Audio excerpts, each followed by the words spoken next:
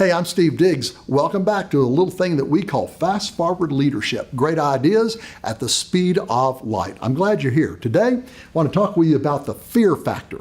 The question is, what is the number one reason for failure in America today? And the answer, based on our title, is probably pretty clear.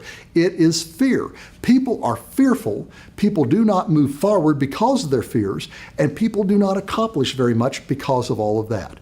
So the question is, what are you afraid of? You know, there are a lot of phobias out there. I'm told that the medical books list over 400 different types of phobias. You might have heard of some of these. Aviophobia, do you know what that is?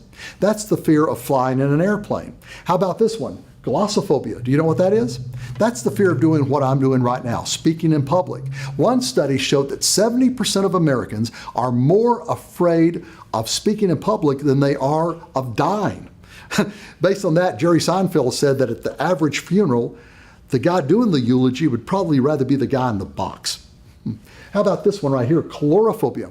What's this? Chlorophobia is the fear of clowns. Or how about blenophobia? That's the fear of slime. Yeah, there's a phobia out there about that. Ablutophobia, that's the fear of having to take a bath.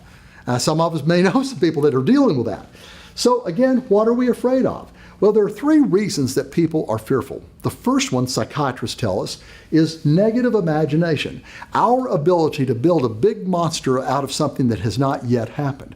Now, what is the trick here? The key to overcoming this in many cases is to do less overthinking of a situation. Sometimes the more we pre-think something, the worse it gets, especially if you're bright and if you've got a great imagination. The trick to the whole thing is to understand that reality is usually never as big and bad as what we can dream up in our minds. Number two, the fear of the fear, not the actual activity itself. There was a study done on a group of parachuters, and what they did is they put heart monitors on these parachuters. And from the time they put the heart monitor on, they were watching them.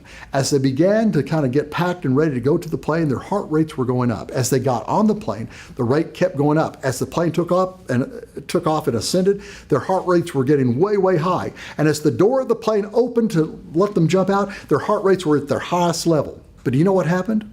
The minute they jumped out of the plane and they began the fall, their heart rates went down.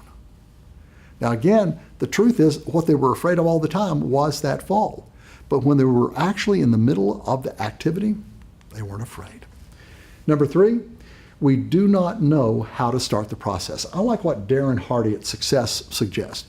He says that sometimes the best thing to do is simply the first 20 seconds. If it's a telephone call that you've been putting off or whatever, step into it. Just commit to the first 20 seconds. But amazingly, after we're into the process, most of the time, we will continue through to completion. Hey, my name is Steve Diggs. This has been Fast Forward Leadership. Great ideas at the speed of light. More at stevediggs.com. I'll see you next time.